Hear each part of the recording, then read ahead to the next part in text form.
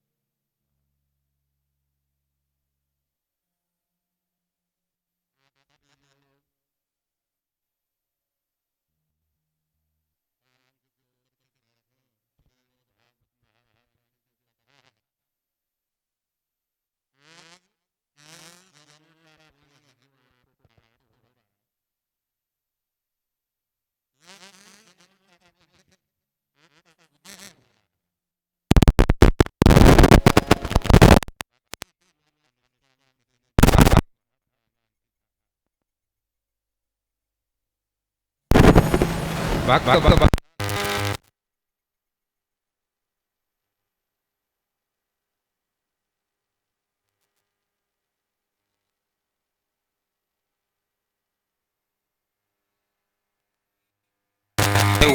जब ये भक्ति पूर्ण अनुष्ठान श्री भगवान की कथा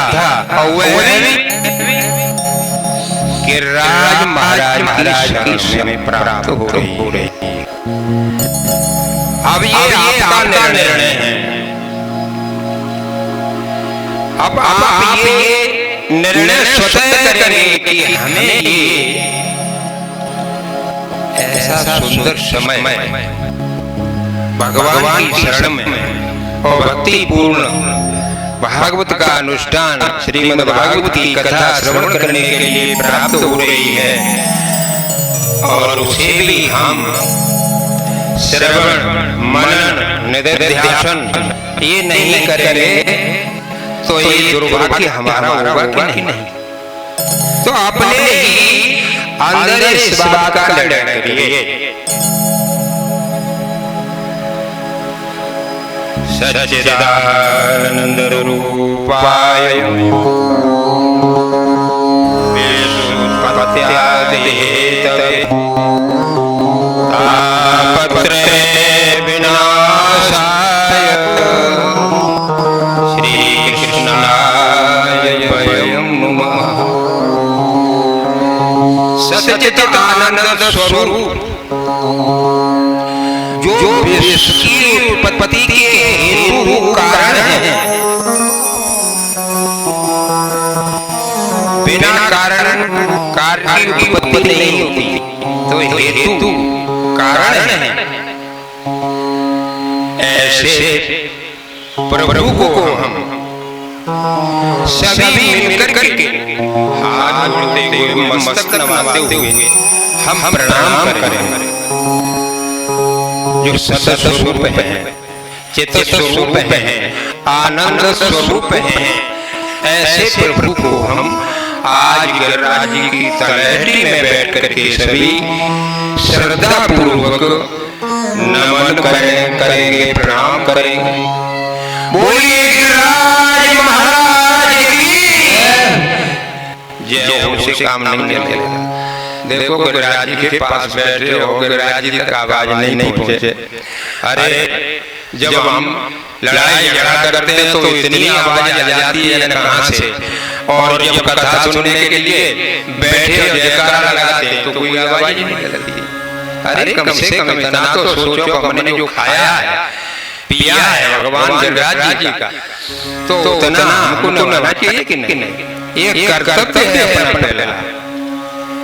सभी प्रेम से बोलेंगे, बोलिए गिरिराज महाराज की।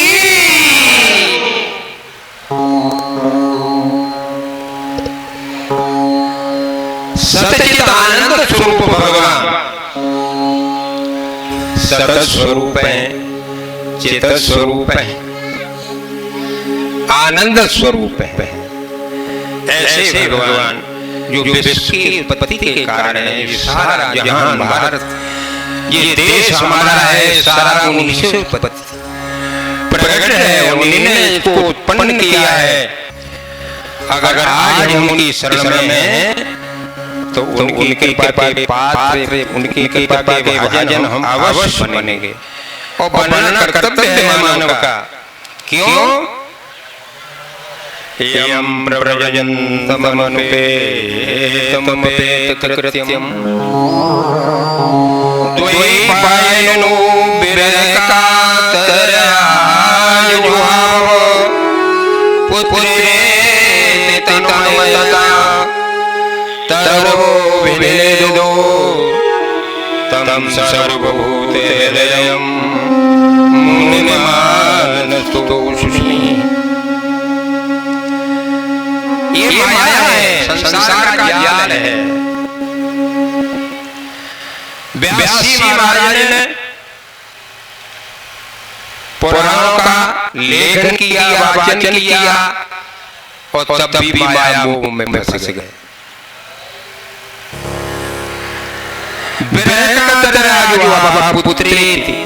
तन्मयतया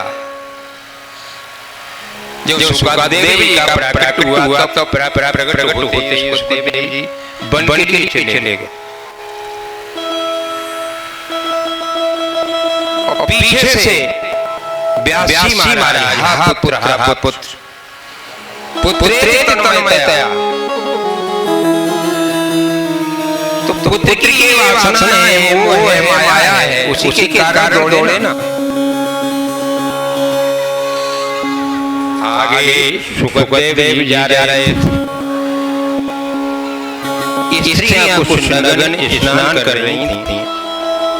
सुखदेव जी को देख करके उन स्त्रियों ने वस्त्र धारण नहीं किए, और व्यासी जब पीछे से पहुंचे उनको देखते ही झट से उन्होंने वस्त्र धारण कर लिए। क्यों?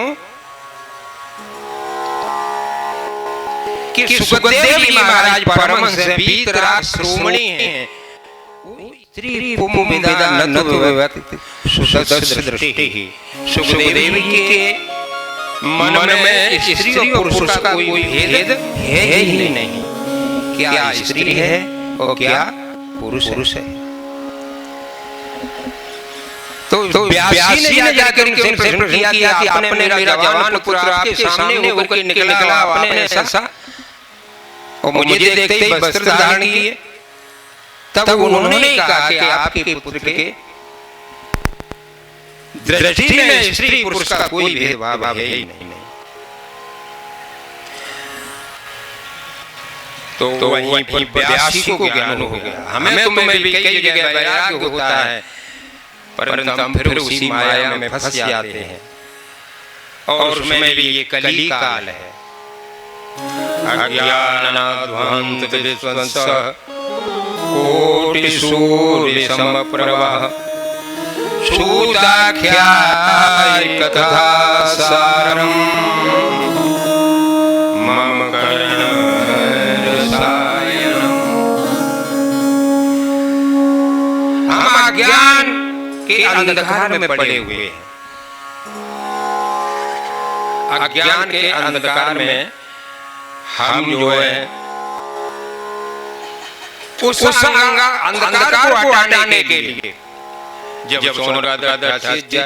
विराजमान थे तो सूत जी महाराज का आगमन हुआ। उन्होंने कहा कि अज्ञानाध्वांत विध्वंसः कोटि सूर्य समप्रभः। हे सूत जी महाराज, हमारे मन में बहुत बड़ा अंधकार था, और आप पधारे हैं, इससे हमारे हृदय में प्रकाश की ज्योति है वो फैल गई। हमारा ज्ञान का जो अंधकार है वो आप दूर करिए। आपकी कृपा से ज्ञान भी अंधकार दूर हो सकता है। क्यों? कि देखो महाराज, हमने कई जगह देखा है कली काल का जब प्रवेश हुआ तो लोग बहुत बड़े दुखी हैं, बहुत बड़े कष्ट में हैं। और एक जगह हम गए तो भक्ति ज्ञान विरागम विवेको वर्धते महान। भक्ति ज्ञान विराग और उनके पुत्र ज्ञान और वैराग भक्ति के उन लेकर हमने देखा तो भक्ति जवाने ज्ञान वैराग अवस्था में पड़े हुए वृंदावन पुनः प्राप्यम भक्ति यत नित्यति। गुजर प्रांतों में जाकर के भक्ति को इतनी बार प्राप्त नहीं हुई, पर वृंदावन में आकर के भक्ति तो जवान और पुत्र हैं, ज्ञान और वैराग वृद्धता को प्राप्त हो गए, बूढ़े हो गए। अब जब बेटा वृद्ध हो, माँ जवान हो, तो माँ को कष्ट होता है कि नहीं? माँ को कष्ट होता है कि मेरे पुत्र हैं वो वृद्ध हैं और मैं जवान। ये कैसा है? इस कलयुग का प्रभाव है महाराज। आप इस अज्ञान रूपी अंधकार कलयुग के प्रभाव को आप दूर करिए, ऐसी हम पर आर पार करें।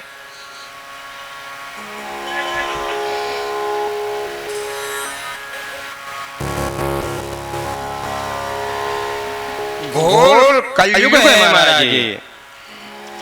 क्लेश क्रांत सतस्यैव शोधने किम परायणम।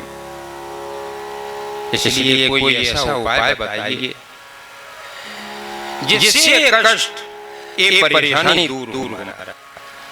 यही हमारी इच्छा है और हमारी कोई इच्छा नहीं। उन्होंने कहा कि आप चिंता न करें, हम आपके जो है कष्ट को अवश्य दूर करेंगे। उधर से नारद जी भी आए। नारद जी ने आकर के देखा सौंड का 88,000 ऋषि जो विराजमान है, उनसे उन्होंने प्रश्न किया कि भाई मैं चारों तरफ देख करके आया, काशी, पुष्कर, वृंदावन, सभी क्षेत्रों में, तीर्थ क्षेत्रों में मैं गया, कहीं भी मुझे शांति प्राप्त नहीं। वृंदावन आया तो वहां भी मैंने भक्ति को देखा। भक्ति बहुत बड़े कष्ट में और रुदन कर रही थी।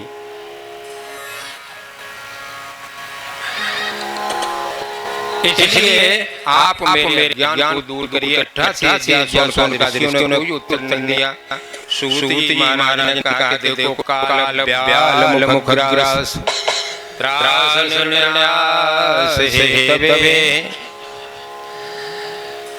काल रूपी जो सर्प है वो मुख खोले हुए हैं और ये हमारे तुम्हारे समय का कुछ पता नहीं है। हम कब उस काल रूपी सर्प के ग्रास बन जाएं। काल रूपी सर्प अपना मुंह खोले हुए हैं, कब हम उसके अंदर चले जाएं कोई पता नहीं। इसलिए प्रभु ये शास्त्रों का निर्णय है।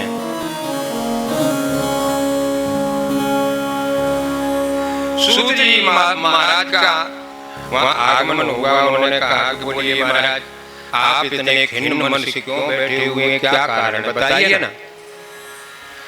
उन्होंने कहा महाराज आप आ गए तो मानो हमारे हृदय के अंदर करोड़ों सूर्यों के समान प्रकाश हो गया। हमारे अंदर जो अंधकार है वो आपके आने से दूर है। सूता क्या है सारम। तो सूत जी महाराज ने उनको जो है कष्ट देने की, दूर करने की जो स्थिति थी उसको उन्होंने दूर किया। उन्होंने कहा कि महाराज आपका जो अज्ञान है उसको मैं अवश्य दूर करूंगा। कि महाराज करें ये क्लेश जो है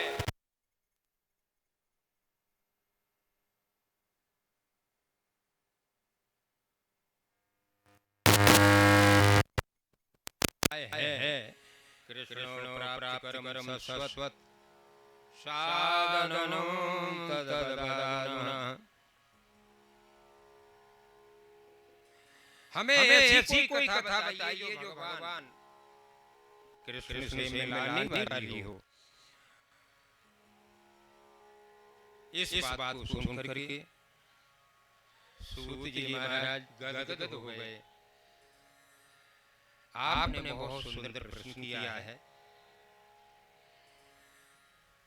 देखिए इस ज्ञान को दूर करने के लिए एकमात्र है सत्संग है। संसर्ग दोष गुणा भवन्ति। सत्संग करिए, संतों का संग एक क्षण भी अगर मिल जाए तो हमारे कई जन्मों के कष्ट दूर होते हैं। अन्न का कण और संतों का क्षण ये बड़े भाग्य से प्राप्त होता है। उसी स्थिति को लेकर के आप यहाँ सब पधारे हैं। अपने भाग्य को भी समझिए और विचार करिए कि हमें भी शांति चित्त होकर के भगवान की कथा को श्रवण करना चाहिए। पता नहीं कब हम जो है काल रूपी सर्प के मुख में चले जाएं।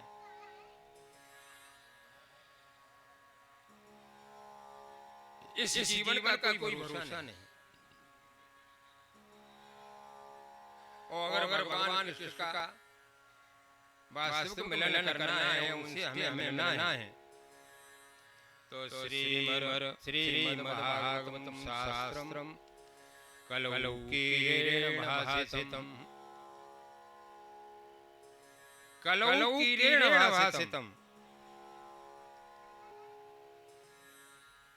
और ये श्रीमद् भागवत देवताओं को भी प्राप्त नहीं,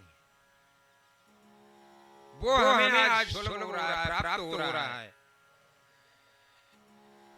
कथा हो रही थी, देवता अमृत का कलश लेकर के आए और आकर के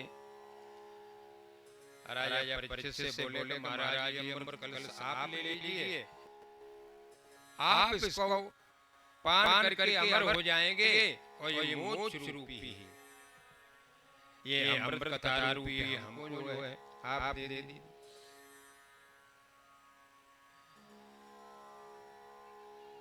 उन्होंने कहा, अरे देखो देवताओं, आप इस अमृत की तुलना भागवत रूपी अमृत से करते हैं। क्व सदा क्व कथा लोके क्व कांचो क्व मणिर्महान, कहाँ कांच का एक टुकड़ा और कहाँ ये कथा रूपी अमृत, ये मणि। तो मणि की कांच की तुलना आप बराबर कैसे करते हैं? और कुछ स्वार्थी भी होते हैं। देवताओं को स्वार्थ था कि कथा रूपी अमृत हमको प्राप्त हो जाए तो हम मोक्ष के अधिकारी हो जाएंगे, हमें मोक्ष प्राप्त हो जाएगा। और ये तो राजा लोग हैं, माया मोह में फंसे हैं, इनको ये अमृत दे देंगे, ये पी लेंगे, अमर हो जाएंगे। उन्होंने कहा कि सुनिए, ये आप अमृत लेकर के आए हैं, इससे हमें मोक्ष की प्राप्ति थोड़ी होगी, इससे मोक्ष थोड़ी मिलेगा, हमें तो मोक्ष, क्योंकि राजा परीक्षित को जो श्राप मिला था, तो राजा परीक्षित ने जब सुना कि मुझे साधन का श्राप मिला है, तो उन्होंने ये वचन कहे थे कि मेरे शरीर को 7 दिन की चलती क्या है, मैं 7 मिनट भी इसको नहीं रखना चाहता। और देवता लोग आप आकर के इस अमृत को मांग रहे हैं, अरे मुझे तो मोक्ष लेना है, मैं तो मोक्ष की स्थिति में हूँ, मुझे तो भगवान ने बहुत बड़ी कृपा की है, और आप आकर के हमारी इस मोक्ष रूपी अमृत को प्राप्त करने में विघ्न बाधाएं कर रहे हैं। आप तो बहुत स्वार्थी हैं, और देवता स्वार्थी होते भी हैं। इसलिए बड़े भाग्य मानुष तन पावा, बड़े भाग्य से शरीर प्राप्त हुआ है। हम इस संसार में आए हैं,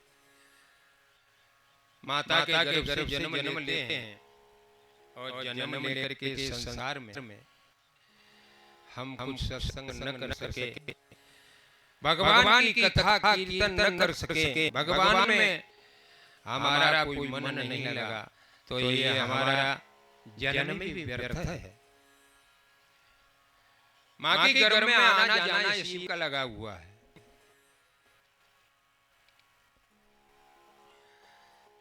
इसलिए आप लोग सभी बड़े प्रेम से श्रीमद् भागवत तेनेयं वाङ्मयी मूर्ति प्रत्यक्षा वरते हरेः, सामने श्रीमद् भागवत भगवान की वाङ्मयी मूर्ति है, इसका दर्शन, स्पर्श, वाचन, श्रवण सभी कल्याणकारी है, इसी से कल्याण होगा।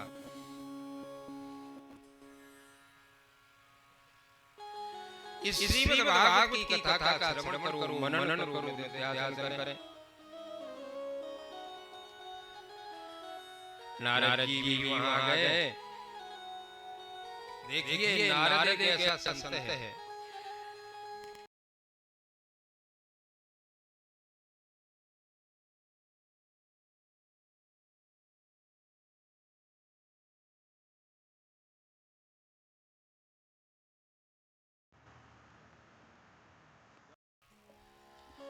नारद जी ने महाराज सनकादिक ऋषियों से भी कहा कि महाराज आपने एक कल्याण का साधन बताया श्रीमद् भागवत की कथा, पर इसका जन जन में प्रचार कैसे किया जाए?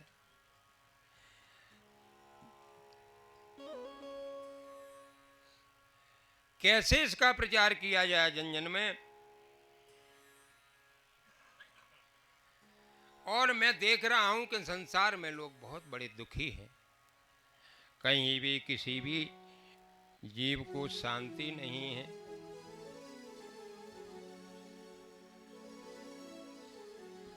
और मैंने वृंदावन में भी देखा कि ज्ञान वैराग्य वृद्ध पड़े हैं, माता भक्ति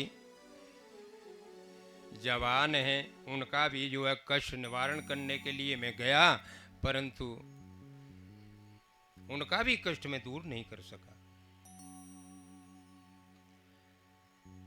तो सूत जी महाराज भी 88,000 ऋषियों को नारद जी के लिए सब ज्ञान का उपदेश करते हैं। सतकर्म सतकर्म सूचको नूनम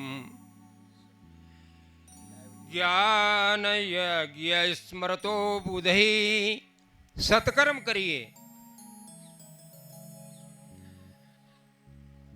और श्रीमद् भागवत की कथा का वाचन करिए। और जो सुखदेव जी महाराज के मुख से स्फुटित जो कथा है, उस कथा का वाचन करेंगे। वेद उपनिषद पुराण सब में इसका सार भरा हुआ है। वही जाता भागवती कथा। ऋषियों ने गए हरिद्वार में जाकर के पहुंचे, वहां जाकर के गादी लगा दी, गद्दी लगाई और भक्ति देवी के पुत्र ज्ञान वैराग्य सहित उन्हें आमंत्रित किया, बुलाया और उनके निमित्त भागवत कथा का आयोजन करें। और उस आयोजन को करेंगे, ज्ञान वैराग्य की जो वृद्धता है वो भी चली जाएगी और सब क्लेश है लोग दूर हो जाएगा। सभी संत महात्मा इकट्ठे होकर के भगवान का कीर्तन करने लगे। श्री कृष्ण गोविंद हरे मुरारे, हे नाथ नारायण वासुदेवा। श्री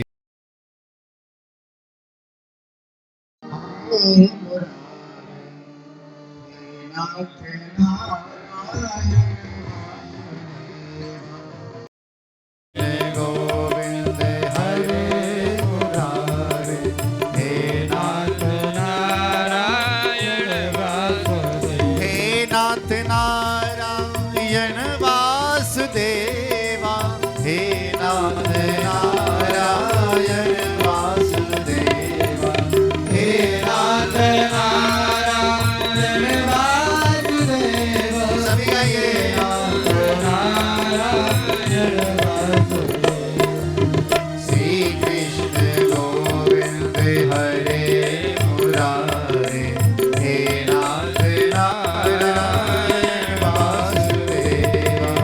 श्री कृष्ण गोविंद हरे मुरारे, हे नाथ नारायण वासुदेवा। हे नाथ नारायण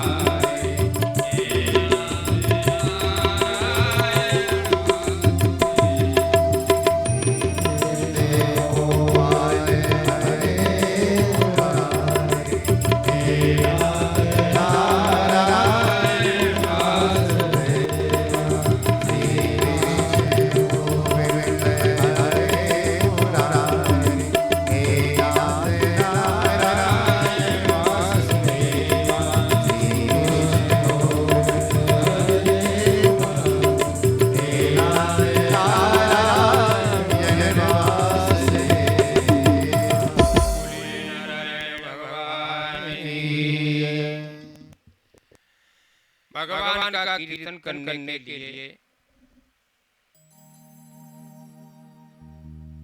शब्द ब्रह्म और नाद ब्रह्म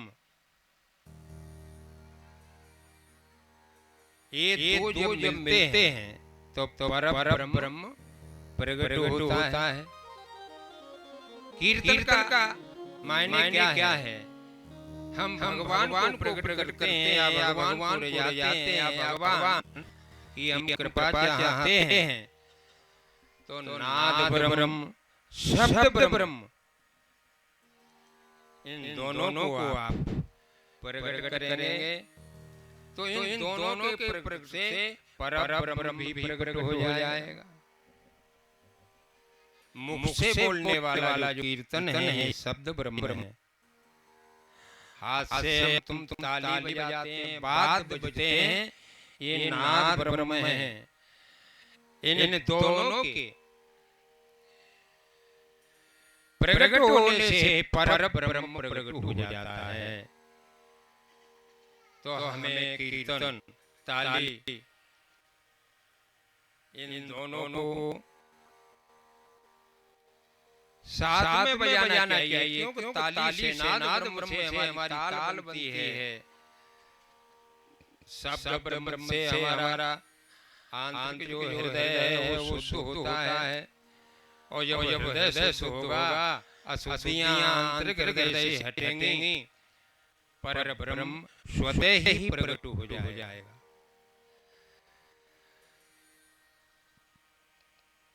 कृष्णाय वासुदेवाय हरे परमात्मने प्रणतक्लेशनाशाय गोविंदाय नमो नमः।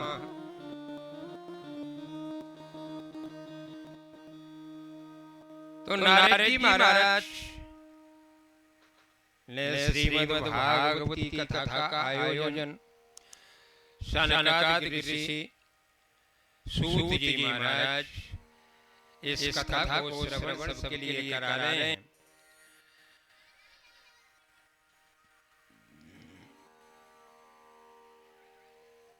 और नारद जी जो हैं ये लोक कल्याण के लिए विचरण करते हैं। इनका काम क्या है? जन जन में जाना, भगवान की ही कथा कीर्तन प्रचार करना, यही इनका काम है। परोपकार करना ये संतों का काम है। और संगति हम करेंगे तो हमारे मन में भी परोपकार की भावना प्रकट होगी। और परोपकार सज्जनों की विभूति होती है। अब कहते हैं लोग सज्जन कौन है? सत्संगति, संतों की संगति करो। अरे संत कौन है? सज्जनानां संगतिं सत्संगतिं कथ्यते। सज्जनों की संगति करना। कि सज्जन कौन है महाराज? अरे संत तो है, परंतु संत की वास्तविक परिभाषा है क्या? या लाल पीले सफेद कपड़े चंदन जटा खाना, या ये पद्धति है सज्जनों की? जो सज्जन है आंतरिक हृदय से, जो परोपकार की भावना के अंदर है, वही सज्जन है जो लोक कल्याण के लिए घूम रहे हैं। अच्छे कामों कथाओं भगवान की कीर्तन भगवान की कथा प्रचार कर रहे हैं। उनके हृदय के अंदर से दुष्परिणाम बुरे भाव सब निकाल रहे हैं। अच्छे भावों को प्रकट कर रहे हैं, वही सज्जन है।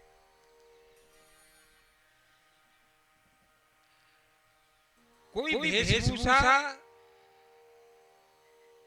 सज्जन की या संतों की नहीं। बाहर से हम कुछ भी करें, पर भीतर से हम सज्जन नहीं है, संत नहीं है, तो काय के संत।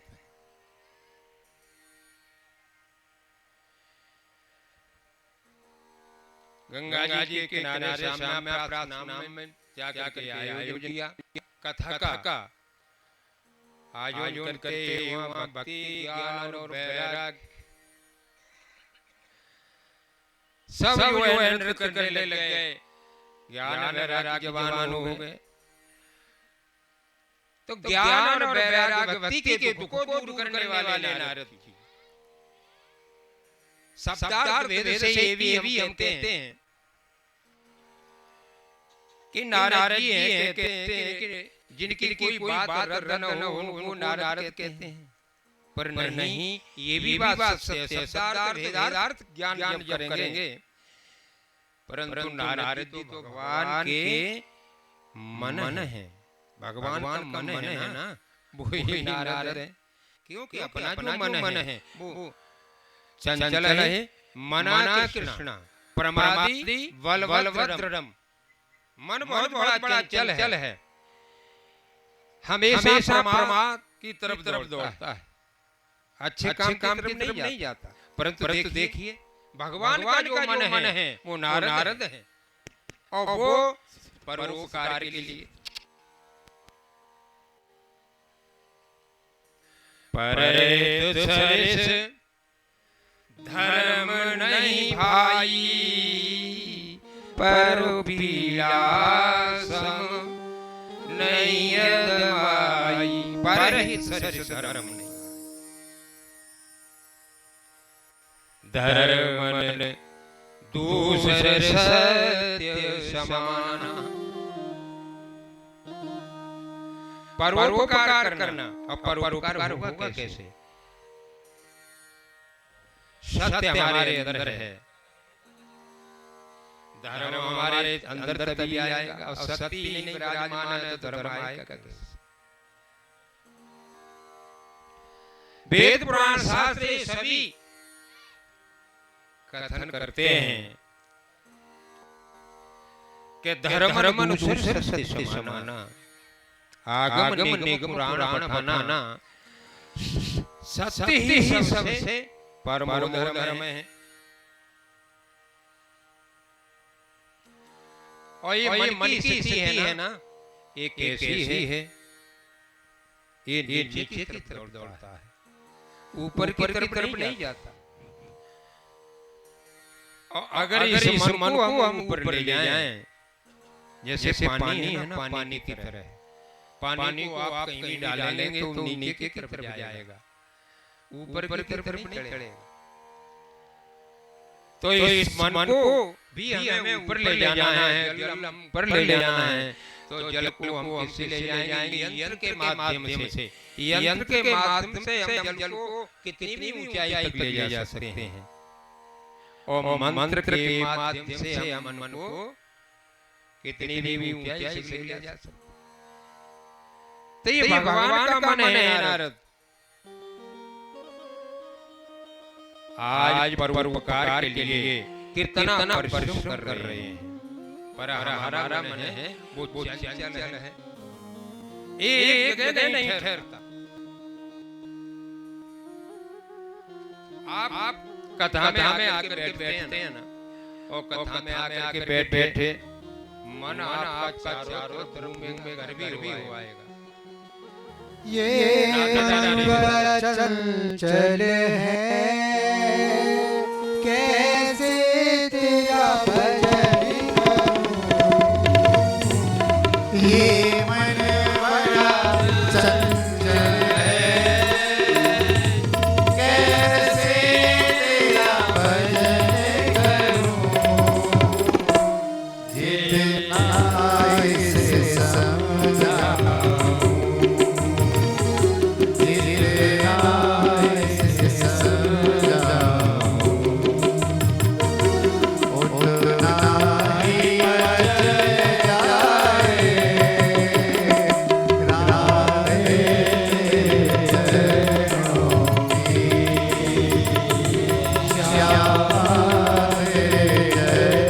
गाइए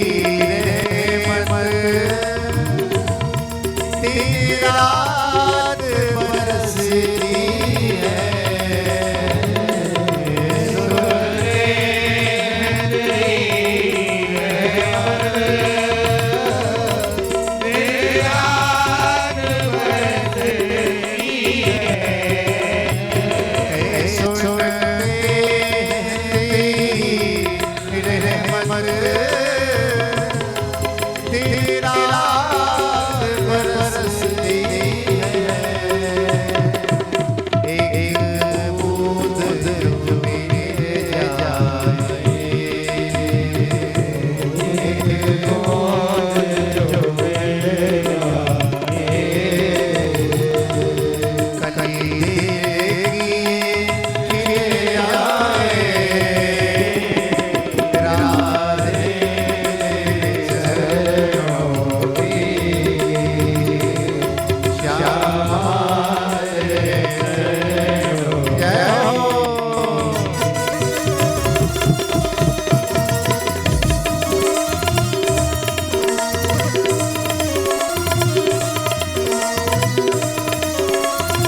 जय हो।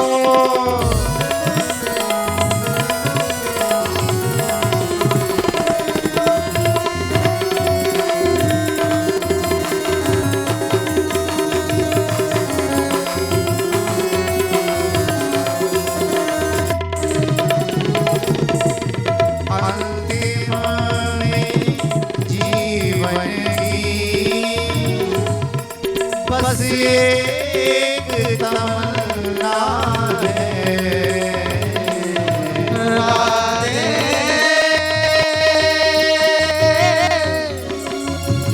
किसारी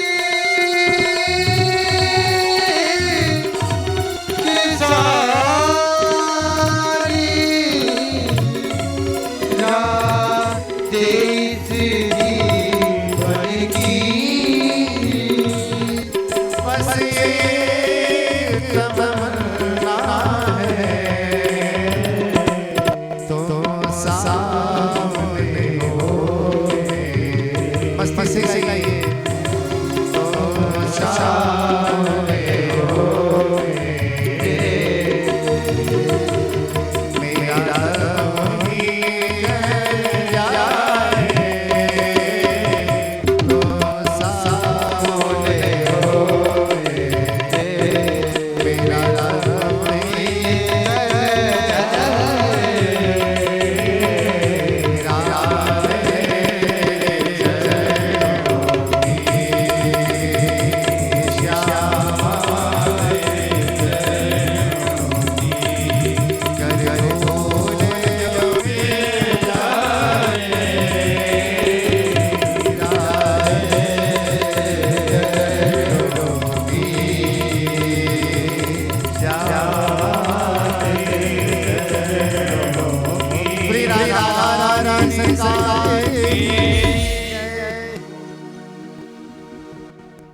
हे मानवा पापकृतास्तु सर्वदा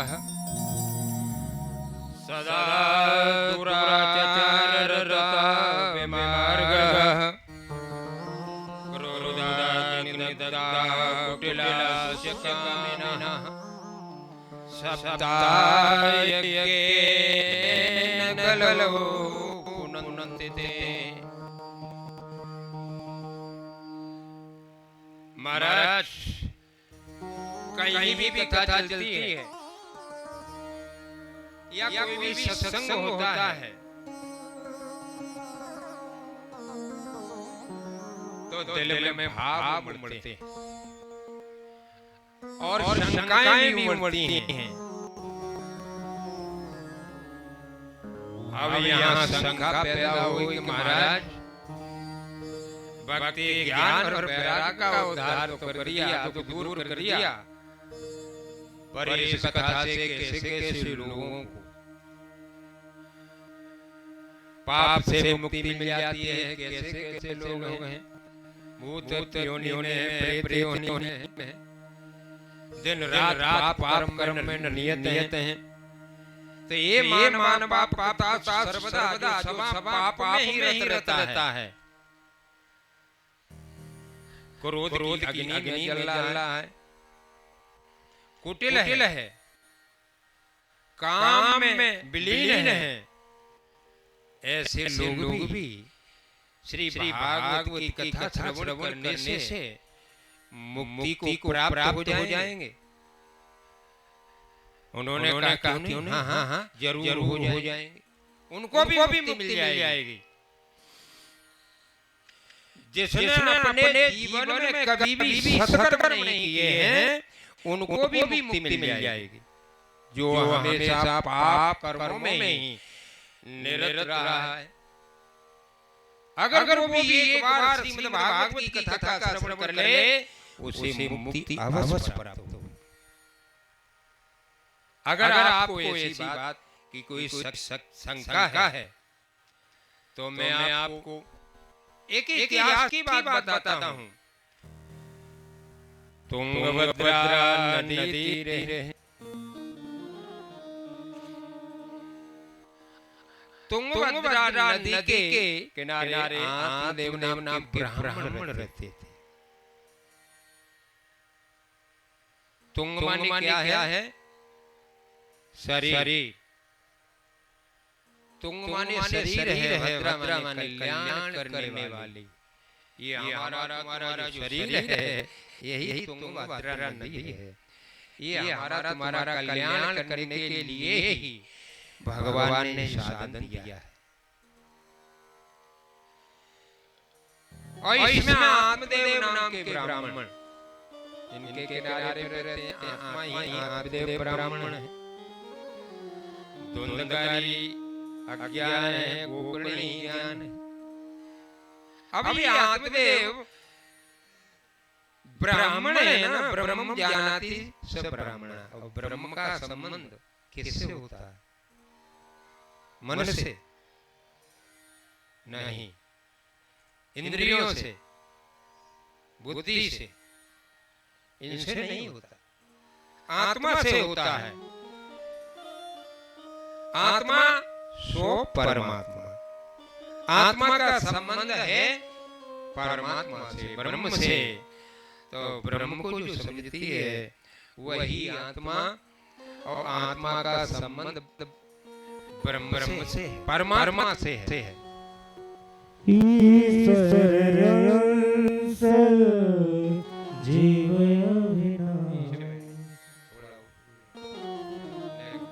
देखिए, परमात्मा से संबंध है किसका? आत्मा का। तो उन्होंने कहा कि देखिए आप अपना कल्याण करना चाहते हैं तो मैं ये इतिहास आपको बताता हूँ। और वो पूरा जो इतिहास की कथा है वो हमारे शरीर पर ही घटित है, आध्यात्म के किसी पर ही घटित है। श्रीमद् भागवत की जो कथा है वो हमारे कल्याण के लिए, हमारे कल्याण के लिए ही जिन्होंने ज्ञान भक्ति वैराग्य इनका कल्याण किया। तो क्या ऐसे हम तुम मानव हैं हमारा तुम्हारा कल्याण नहीं करेगी? अवश्य करेगी। आत्मा ही आत्मदेव ब्राह्मण है।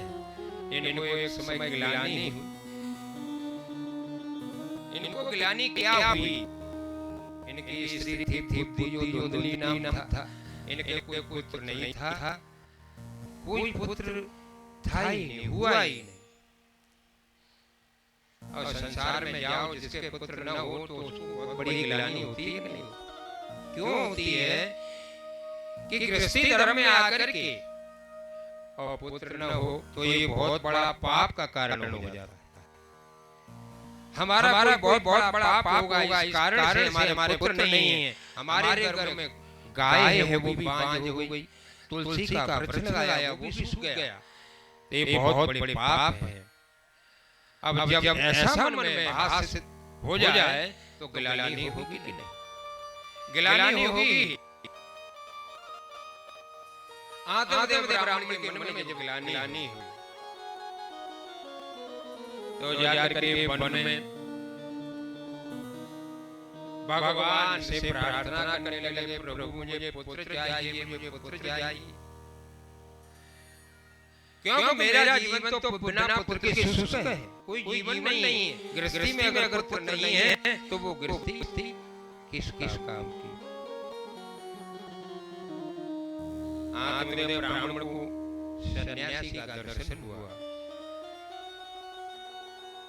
सन्यासी ने पूछ दिया क्यों रोते हो, क्या कारण, क्या परेशानी है आपको? कथम रोदयेश विप्र, अरे ब्राह्मण क्यों रोते हो, क्या परेशानी है? काते चिंता वलीयसी। अरे हमें बताओ क्या चिंता है आपको? मैं तुम्हारे दुख को दूर करूंगा। बदत्वं सत्वरम मह्यम स्वस्य दुःखस्य कारणम। आपका दुख मैं दूर करूंगा। क्यों रोते हो? अपने दुख का कारण मुझे बताइए। आत्मदेव ब्राह्मण ने कहा, प्रभु मेरे कोई पुत्र नहीं है, और ये भी पता नहीं मेरा कितना बड़ा पाप है। कोई पूर्व जन्म में एक पाप के कारण मुझे पुत्र नहीं है। सन्यासी ने कहा, ये तो बहुत बढ़िया काम है। अगर पुत्र नहीं है तो भगवान को पुत्र मान लो। अगर भगवान को पुत्र मान लोगे सारे कष्ट तुम्हारे दूर हो जाएंगे। और अगर तुमने इस संसारी पुत्र प्राप्त किया और शायद इस पुत्र से तुमको कष्ट परेशानी भी पैदा हो सकती है, और भगवान को पुत्र बना लो तो सारे दूर हो जाए। आत्मदेव ब्राह्मण ने कहा, नहीं महाराज, ये क्या कहते हैं आप? संतों से कोई बात करो ना तो वो अपनी अलग से वेदांत बखान कर देते हैं। हमें तो पुत्र चाहिए, क्योंकि पुत्र के बिना गृहस्थ जीवन सुख है। मुझे पुत्र चाहिए। सन्यासी ने कहा, देखो तुम पुत्र जरूर कहते हो। सगर के 60,000 पुत्र रहे, उन्होंने अपने माता पिताओं को क्या सुख दिया, और तुम एक पुत्र के लिए रोते हो। 60,000 पुत्र होते हैं, वो भी सुख नहीं दे पाते। इसलिए हमारी मान जाओ, हमारी मान लो। अगर तुम भगवान को अपना पुत्र मान लो। अनन्य ममता विष्णु ममता प्रेम संगता वावशेषं ब्रह्मा बुद्धि प्रेम गद्यते। समझदार लोग होते हैं, वो इस संसार से ज्यादा प्रेम नहीं करते। इसलिए हम कहते हैं संसार का प्रेम छोड़ दो। अनन्य ममता विष्णु, और इस संसार की ममता को लेकर के भगवान के चरणों में लगा दो, तो आपके सब कष्ट हैं, अज्ञानता है, माया है, मोह है, ये सब दूर हो जाएगा। इसलिए मैं कहता हूँ अपना पुत्र हो सकता है, पर भगवान को पुत्र नहीं हो सकता। क्योंकि मैंने तुम्हारे भाग्य रेखा को देख लिया। मैंने तुम्हारी भाग्य रेखा बांट ली। 7 जन्म तुम्हारे पुत्र नहीं है, इसलिए हमारी मान जाओ। आत्मदेव ने कहा कि यही तो सबसे ज्यादा बड़ी परेशानी है। अगर किसी संत से अपना दुख बखान करो ना, तो वो अपना शास्त्र बखानने लग जाते हैं। हस्त रेखा जो है बताने लग जाते हैं, परंतु ये नहीं समझते। गृहस्थ सरसलोके पुत्र पौत्र समन्विताः। गृहस्थ ही सरस है। अरे जब तक आंगन में बेटा बेटी पौत्र खेले दोनों, गृहस्थ जीवन का है। सन्यासी ने ले जाओ फल, अपनी पत्नी को खिला देना, आप पुत्र प्राप्त हो जाएगा। फल लेकर के आए, और उसकी पत्नी धुंधुली उसको दे दिया। धुंधुली ने विचार किया कि ये सबसे बड़ी समस्या पैदा हो गई।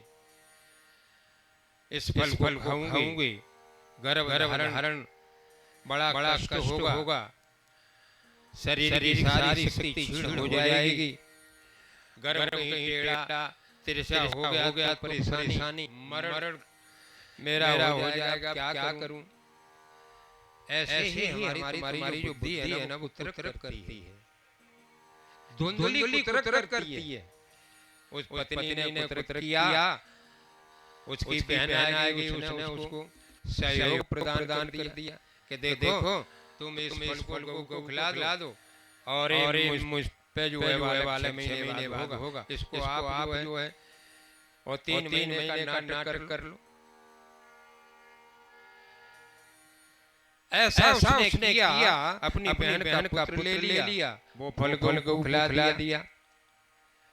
धुंधली के पुत्र पैदा हुआ, आत्मदेव को बहुत बड़ी खुशी है। आज हमारे पुत्र पैदा हुआ है, जैसे ही पुत्र पैदा हुआ उसका नाम धुंधकारी रख दिया। हम तुम नाम रखते हैं ना अधिकांश माँ की इच्छाओं के ऊपर रखते हैं, पुत्र में माँ के संस्कार भी ज्यादा जाते हैं। तो माँ के ही नाम पर माँ का नाम धुंधली, तो पुत्र का नाम धुंधकारी रख दिया। अब तो वो धुंधकारी धीरे धीरे बड़ा हुआ, 3 महीने बाद गाय के पुत्र हुआ, गऊ के सेक्शन उसका नाम गोकुल रख दिया। धुंधकारी घर में अब तो बहुत ज्यादा परेशानी पैदा करने लगे माता पिता के लिए। और माता पिता भी जानते हो इकलौता पुत्र जो होता है घर में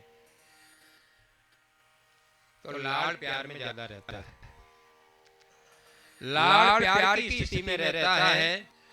और लाड़ प्यार ज्यादा बच्चे पे हुआ तो उसके बिगड़ने के चांस भी बन जाते हैं, बिगड़ने के चांस बन जाते हैं। धीरे धीरे धुंधकारी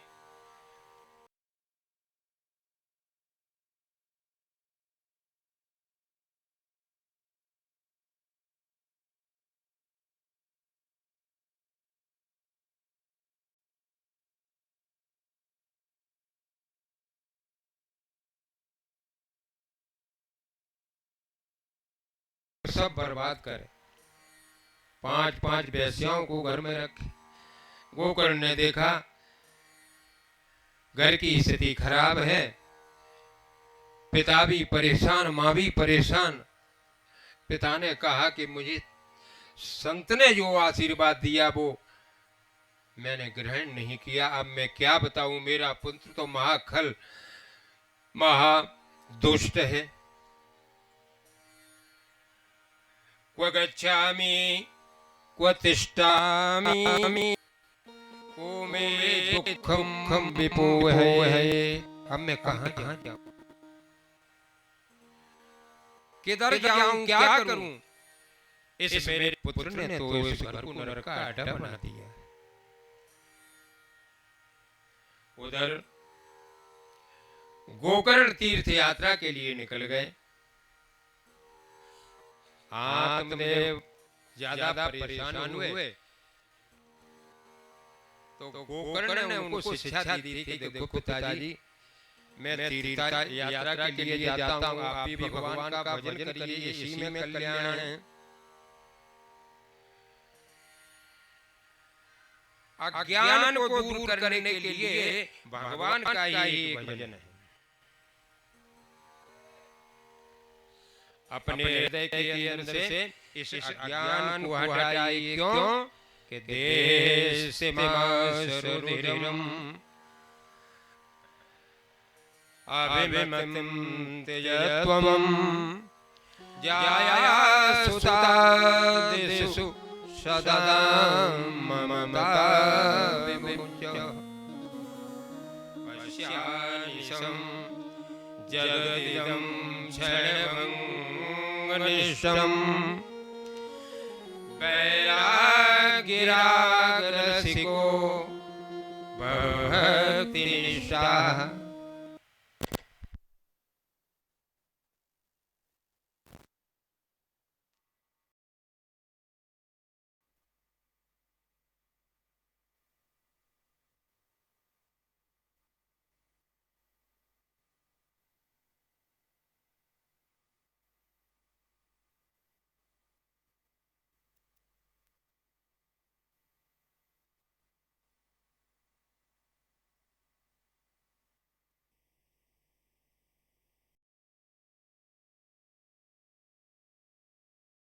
में जाकर के गंगा जी के किनारे भगवान का भजन करने लगे। पिताजी, हर मास का बना हुआ ये शरीर, और इससे हम ममता करते हैं, प्रेम करते हैं, यह तो एक दिन लकड़ियों पे जल जाता है। अरे प्रेम करना है तो भगवान से करो, और प्रेम जब होता है मन के मारे हार है, मन के जीत जीत मन मिलावत राम से, सुमन ही करे तप जी। इस मन को काबू में करो। अगर मन की खटपट मिल जाए, ये मन की खटपट मिट गई तो सब दुख आपका काम सही हो जाएगा। जब मन की खटपट मिट है सो चटपट दर्शन हूँ। और ये सब है जो कुछ है तुम्हें दिखाई देता है, सब मन का ही झमेला है। मन के मारे बन गए बनत जीवसीयति माय, कह कबीर मन लालची उठे रनाई। ये मन बहुत लाली है, कहीं ठहरता नहीं। इस पर जो है काबू करो। मन इसका काबू में नहीं है तो आप चाहे जंगल में ले जाएं, चाहे घर में ले जाएं, तीर्थों में ले जाएं, मठ मंदिरों में ले जाएं, तब भी आप भगवान को प्राप्त नहीं कर सकते, और आंतरिक जो दुख है वो भी दूर नहीं हो सकता।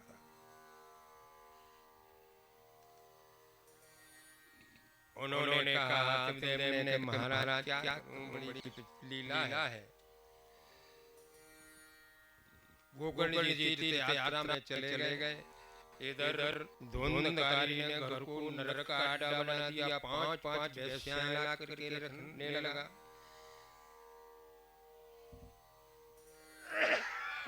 वेश्या क्या है आप जानते हो? रूप रसगंध ईश्वर, यही वेश्याएं हैं।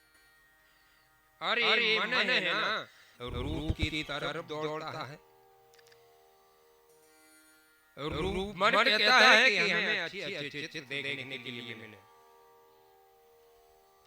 अच्छी सुगंध सुनने के लिए मिले, अच्छे पदार्थ खाने के लिए मिले। रसन इंद्रिय क्या कहती है कि अच्छे पदार्थ प्राप्त, तो इस मन पर काबू करना है। तो अपने आध्यात्मिक आत्मा से संपर्क करते हुए मन पर कंट्रोल करेंगे, परंतु आत्मा की मानता कौन है? क्योंकि उसका संबंध ब्रह्म से है और इंद्रियों का संबंध है संसार से, विषय वासनाओं से।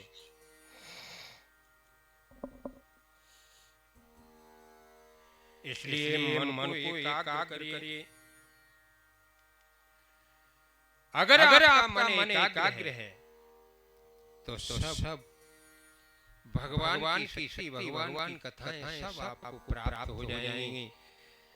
धुंधकारी ने घर में 5-5 वेश्याएं रखी, और वेश्याओं के साथ में पाप करने लगा, चोरी डांका डाल के धन लावे और उन वेश्याओं का भरण पोषण करे। इतना धन इकट्ठा दिया, एक दिन तो वेश्याओं ने कहा कि ये धन लेकर के आता है, किसी दिन अगर ये पकड़ा गया तो इसके साथ में हमको भी दंड मिलेगा, हमको भी परेशानी होगी। इसलिए ऐसा किया जाए, इसको मार दिया जाए। वेश्याओं ने तप्तंगार समूहास्य, जलते हुए अग्नि के अंगार लेकर के उसके मुख में डाल दिए, इससे वो झटपटा करके और प्राण छोड़ गया, मर गया। और मर करके एक प्रेत बना, प्रेत योनि में वेश्याएं तो छोड़ के चली गई। अब धुंधकारी प्रेत योनि में उधर गोकर्ण को पता चला कि मेरा भाई मारा गया। उन्होंने गया श्राद्ध किया, तीर्थों में सभी जगह श्राद्ध किए। एक दिन गोकर्ण ने विचार किया कि मैं घर पर चलना चाहिए, क्या हाल है क्या नहीं है, क्योंकि माँ और पिता की क्या स्थिति होगी। और माँ भी जब दुखी हुई, ज्यादा परेशान हुई, उसने भी अपनी आत्मा को नष्ट कर लिया, कुएं में गिर के वो भी खत्म हुआ। अकेला स्वराज धुंधकारी का।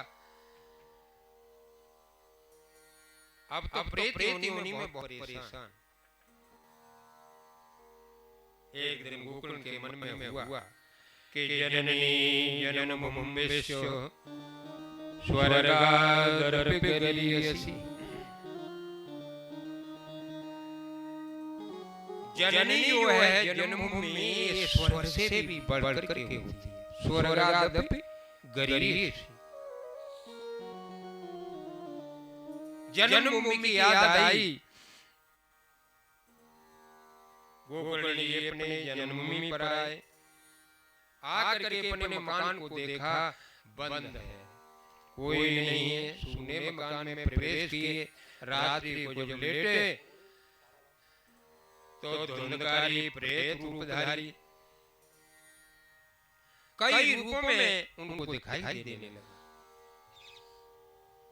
गोकर्ण ने कहा, भाई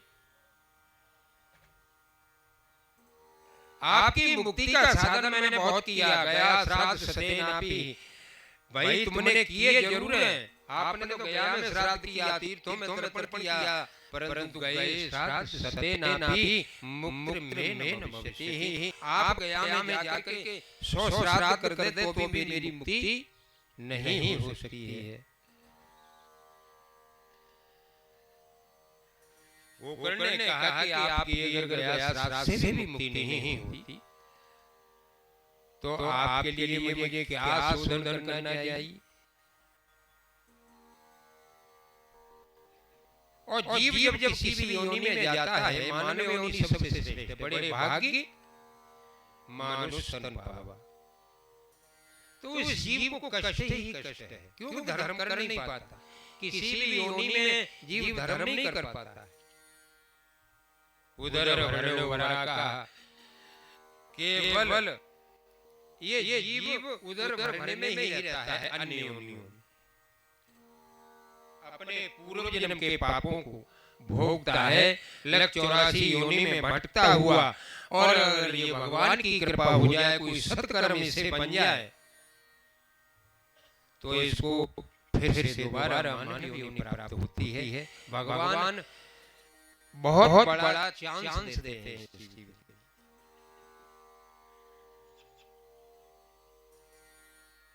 गोकर्ण जी महाराज ने कहा कि मैंने श्राद्ध किए, तर्पण किए, तब भी मुक्ति नहीं कि नहीं हो सकती। क्यों कि गया श्राद्ध में तो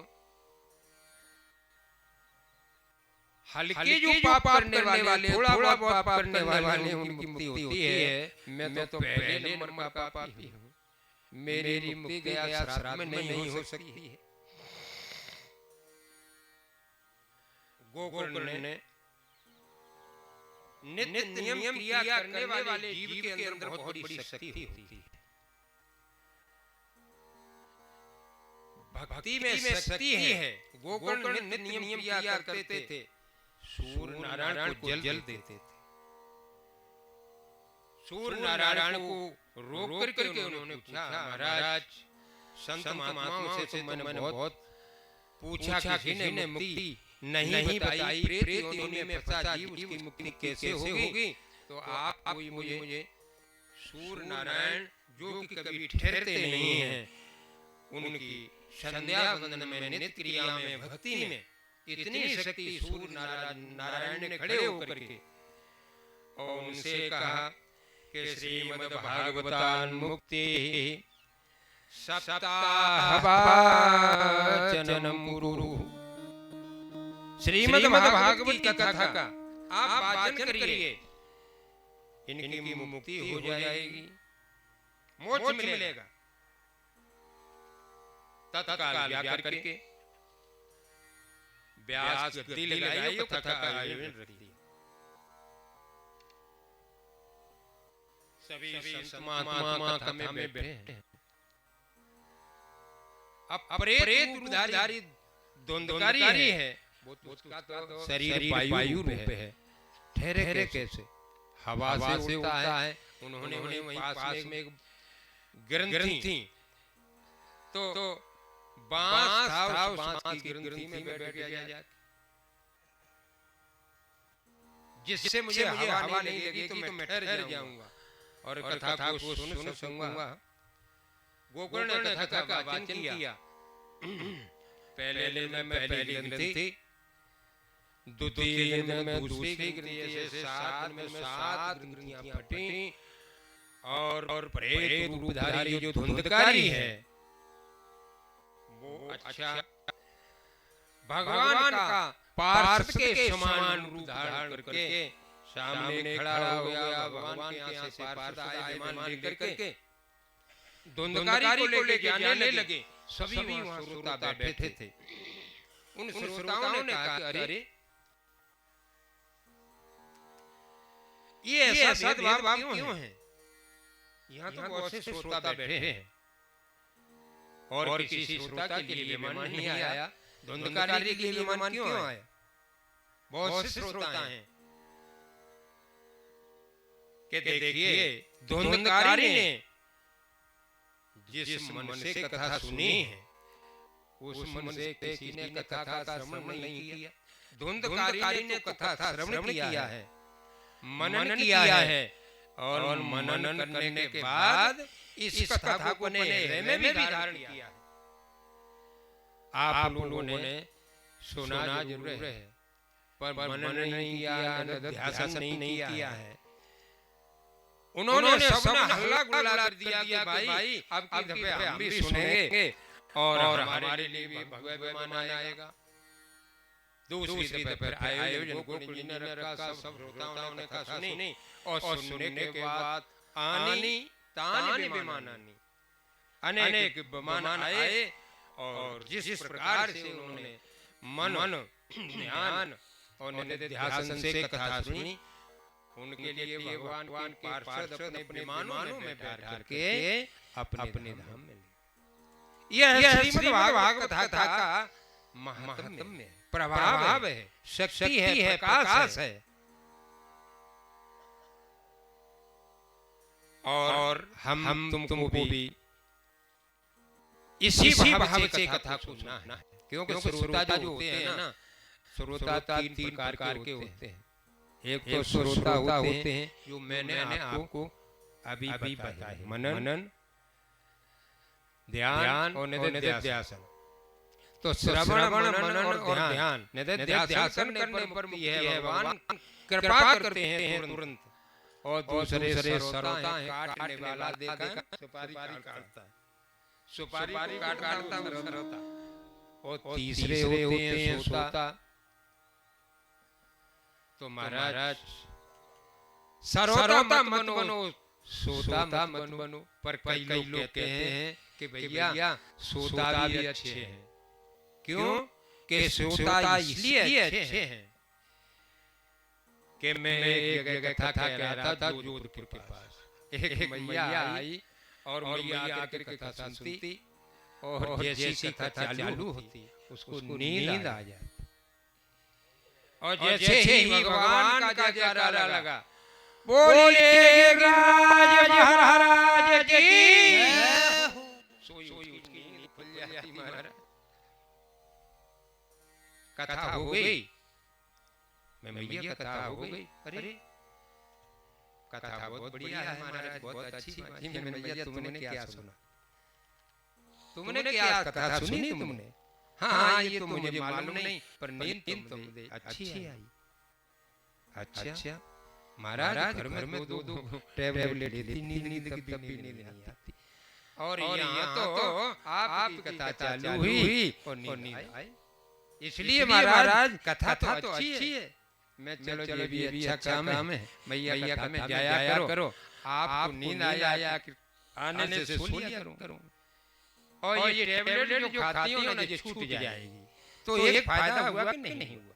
फायदा होना चाहिए कथा से, वो भी अपने लिए हितकर है। तो फायदा के लिए ही हम कथाएं श्रवण करते हैं, कथा सुनते हैं। तो हमें शारीरिक मानसिक आध्यात्मिक रीति से किसी भी स्थिति में अगर कथा का प्रभाव पड़ गया तो कहते हैं कि तीनों विधियों से कल्याण होता है। तो कथा में आने से पहले सबसे पहले नियमों को जानना चाहिए। एक तो सत्य बोलना, सत्य बोलोगे तो आपके जितनी भी इंद्रियां हैं, मन है, वाणी, सब पे असर मिलेगा और आपका धर्म की तरफ मन भी जाएगा। और शांत चिंत होकर के अपना जो मेरुदंड है उसको सीधा करके कथा श्रवण करो। इंद्रियों में आलस लाओ, सुबह फलाहार खाओ, अन्न अगर खाओगे तो अन्न में सबसे बड़ा नशा होता है। इसलिए अन्न से आलस पैदा होगा, और आलस अगर पैदा होगा तो आप कथा नहीं सुन पाएंगे। इसलिए अन्न जाकर के शाम को खाओ और खा करके सो जाओ। सुबह हल्की चीज, फल वगैरह फलाहारी चीज लेकर के सो भी वो एक फलाहार होता है, एक स्वल्पाहार होता है। फलाहार में ऐसा सोच लेना कि खूब पेट भर के खा ले, स्वल्प थोड़ा अगर लोगे तो आपकी इंद्रियां हैं वो प्रमाद नहीं करेंगी। इसलिए थोड़ा आहार लेकर के कथा का श्रवण करें, सत्य बोलें।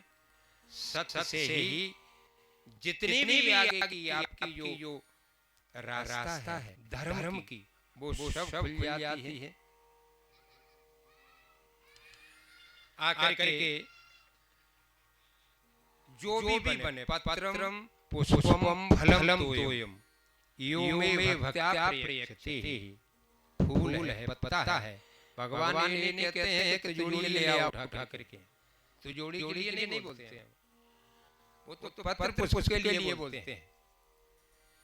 जो भी बने लेकर के आकर के भगवान के लिए अगर अर्पण करोगे तो भगवान पता नहीं क्या दे देंगे। भगवान की लीला विचित्र है, बहुत बड़े दयालु हैं। इसलिए भगवान के लिए ये जो भी अर्पण करो वो प्रेम से करो, उसके बदले में कुछ आने की इच्छा मत करना। हमने एक फूल चढ़ा दिया और फूल चढ़ा करके और कहने लगे सुख संपत्ति घर आवे और कष्ट मिटे तन का। महाराज सुख भी आ जाए, संपत्ति भी आ जाए, कष्ट भी मिट जाए। कितने वरदान मांगे फूल के प्रति। भगवान कहता है ये जीव तो बहुत बड़ा चतुर है। देखो ना, एक फूल के प्रति कितने जो है इसने चीजें मांग ली। इसलिए भगवान से मांगने की इच्छा बिल्कुल छोड़ दो। मांगना कुछ नहीं है। भगवान भी कहते हैं कि मांगोगे तो उसी में रहोगे किसमें जो मांगा है, और नहीं मांगोगे तो मैं वह दूंगा जो आपने कभी जीवन में मांगा नहीं होगा। इसलिए भगवान से मांगने की कामना बिल्कुल मत रखो। भगवान के लिए हमारे पास जो है, तेरा तुझको अर्पण, क्या लागे मेरा। अरे प्रभु है तेरा ही, परंतु केवल भावना को बनाना है। अगर मेरी भावना सही है तो बस भावना से हम अर्पण करते हैं। वो बहुत होती है। अगर भावना नहीं है तो आप जोड़ी घर की ला के रख दो, तब भी भगवान प्रसन्न नहीं होते हैं। आप मांग मांग के मर जाएं तब भी आपको जो भाव का भूखा हूं मैं, बस भाव ही सब सार है और भाव से मुझको भजे तो उससे बेड़ा पार। इसलिए भावना को लेकर के कथा श्रवण करने आएंगे। ये महात्म्य आपने सुना, ये भागवत की महानता है, महिमा है। और जब तक महिमा भागवत की नहीं प्राप्त होती है तो उसका वास्तविक आप समझेंगे क्या है। श्रीमद् भागवत तो श्रीमद् भगवत गीता ये नाम है ना। भाप एक ही डंडा लगा है, वो भगवत है। भागवत वो साक्षात कृष्ण के मुखार से निकली भगवत गीता है। भगवत माने भगवान और भागवत माने भक्त। भागवत के माने क्या है? भक्त। तो ये जो श्रीमद् भागवत की कथा है ये भक्तों की कथा है और भक्तों से ही भगवान प्रसन्न होते हैं। आगे आप प्रथम स्कंद से शुरू होगा जब कथा, तब आप सुनेंगे कि भगवान की वास्तविक भक्ति क्या है। भगवान ने अवतार लिए हैं, वो किसके लिए लिए? अपने लिए। भगवान ने अपने लिए अवतार नहीं लिए। भगवान ने राष्ट्रों के लिए अवतार नहीं लिए। भगवान ने अवतार लिए भक्तों की सुरक्षा करने के लिए, भक्तों की रक्षा करने के लिए उन्होंने अवतार लिए थे, दुष्टों को मारने के लिए नहीं लिए। जब भक्त पुकारता है भगवान को तो भगवान को आना ही पड़ता है। राक्षस कहीं पुकारते हैं, लोग कहते हैं राक्षसों को मारने के लिए भगवान ने अवतार लिया। राक्षस पुकारेंगे तो भगवान क्यों आएंगे? परंतु भक्त पुकारता है जब हमारे तुम्हारे ऊपर कोई परेशानी, क्लेश, कष्ट, दुख पैदा होता है तो हम पुकारते हैं और भगवान प्रकट हो जाते हैं और भक्तों को कष्ट देने वालों को वो नष्ट करते हैं। तो राक्षसों की प्रवृत्तियां हैं, वो भक्तों को नष्ट, धर्म को नष्ट करते हैं, पुण्य को नष्ट करते हैं, उनको भगवान शाप करते हैं। यही उनका एक अवतार लेने का प्रयोजन है और कोई प्रयोजन नहीं है भगवान का। ये सब कथा आप आगे सुनेंगे। जनवाद्य यतोन्वयाद् तरते चार्थे सुविज्ञासुराट, ये भागवत का प्रथम श्लोक है। ते ब्रह्म हृदय आदि कवये मुह्यन्ति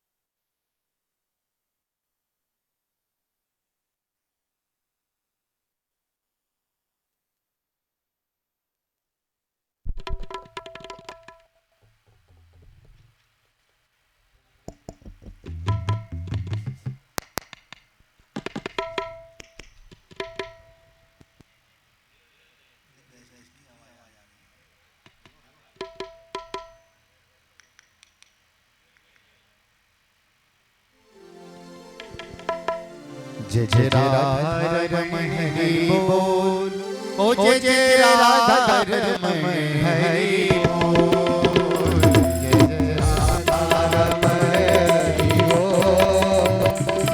जय राधा रमण हरि बोल, जय जय राधा रमण हरि बोल, जय राधा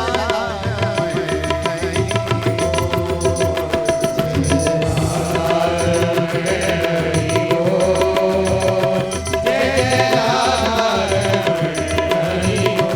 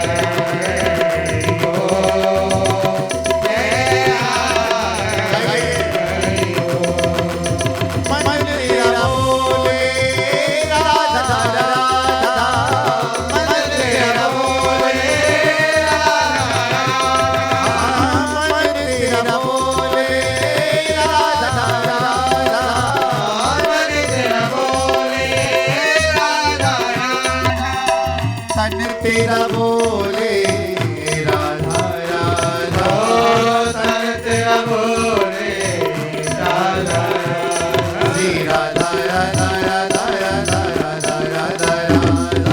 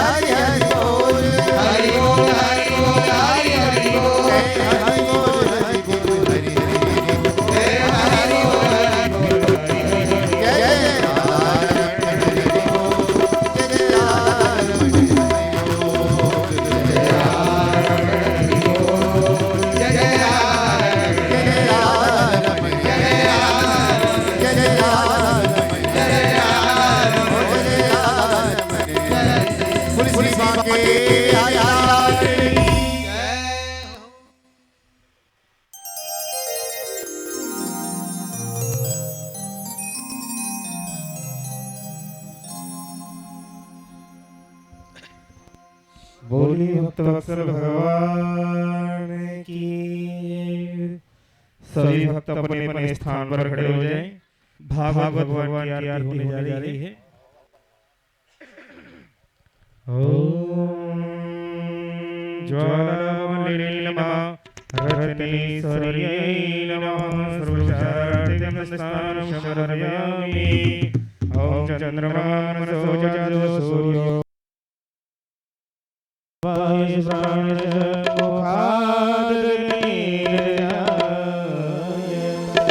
श्री बांके बिहारी तेरी आरती गाऊं, बांके बिहारी तेरी आरती गाऊं, श्री बांके बिहारी तेरी आरती गाऊं, बांके बिहारी तेरी आरती गाऊं, प्यारे आपको रिझाऊं, आरती गाऊं प्यारे आपको रिझाऊं, आरती गाऊं प्यारे आपको मनाऊं, आरती गाऊं प्यारे आपको मनाऊं, रमण बिहारी तेरी आरती गाऊं, राधा रमण तेरी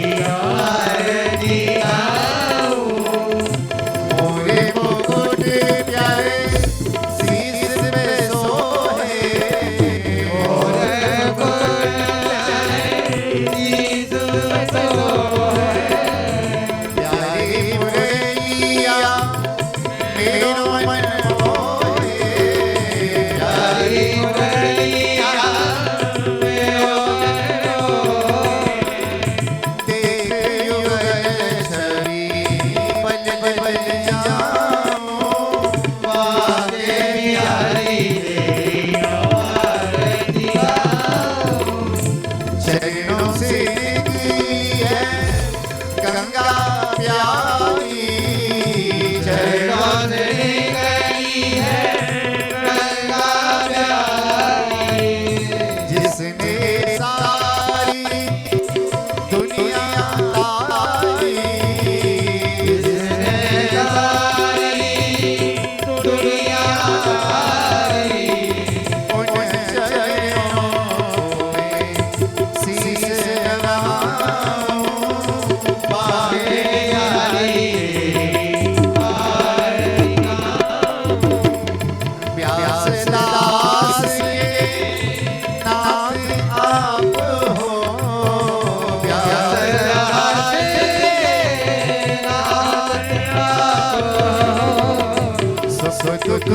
जीवन बन जाए।